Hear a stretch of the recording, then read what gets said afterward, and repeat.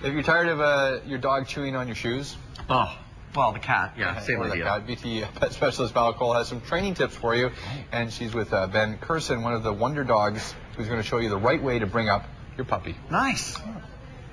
Here we are at False Creek this morning, and we're watching Ben Curson of Wonder Dogs teaching his dog, Joey, some great tricks. Look at him. Good boy. Now that's impressive. Wow. Good boy. Yeah. Whoa. Whoa. That's fantastic. Good boy. Ben, get over here. That's fantastic. Well done, Joey. Why, thank you. Now how old is Joey? He just turned 6 months. 6 months and he's doing that already? That's right. Well, okay. Now, you've got to help us out here because that's advanced stuff. So we're talking to people who've just got a puppy, just brought it home. Where do you start?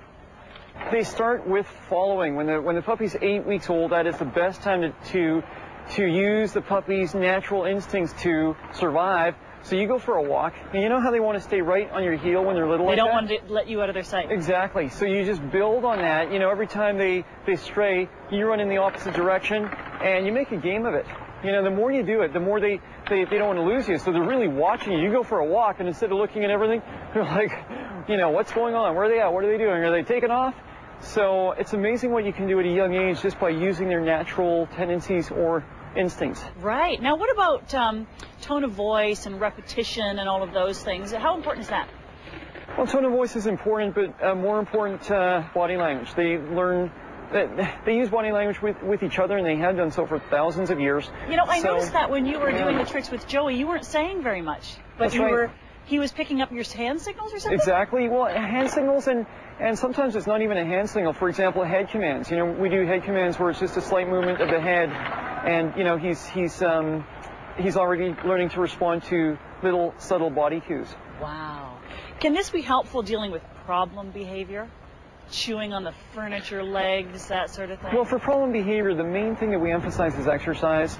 And exercise is so important. Dogs were bred, some of them, to run like 100 miles a day. And, you know, exercise, it comes in many shapes and forms. But you have a dog that's digging up the yard, and they're barking at every bird that flies by and chewing up the sun deck. You just get them some creative exercise on a daily basis. And in fact, I tell people, try an experiment. Try what I call a 5-day cure.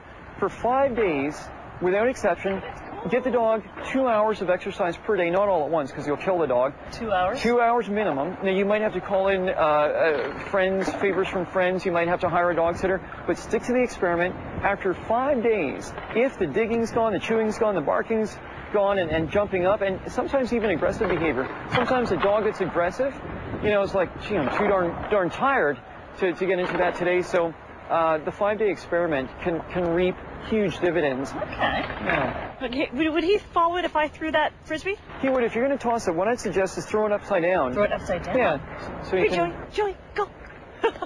Now, what about housebreaking? Any tips for pet owners that way? Bring it in. Okay, what was that? Housebreaking? Okay. Any tips? Housebreaking. So, yes, the main times to watch them, 3 times. You've got when the dog wakes up from a nap, after eating or drinking, but the main time to watch them is after a playtime. If that puppy is running around playing for even 10, 15 minutes, chances are they're shaking it up, they really have to go. So, you know, say the puppy just wakes up, you play with the puppy for 5 or 10 minutes, you're dealing with a fully loaded bladder. Get him outside. Get him outside, praise him for going in the right place instead of tearing a strip off of him for going in the wrong place. Keep the positive momentum. And praise them when they do it at the right times. Okay. Praise them when they go, but more importantly, use the same tone of voice. Imagine if you said the word blue every time the dog went to the bathroom. You did that for 3 days.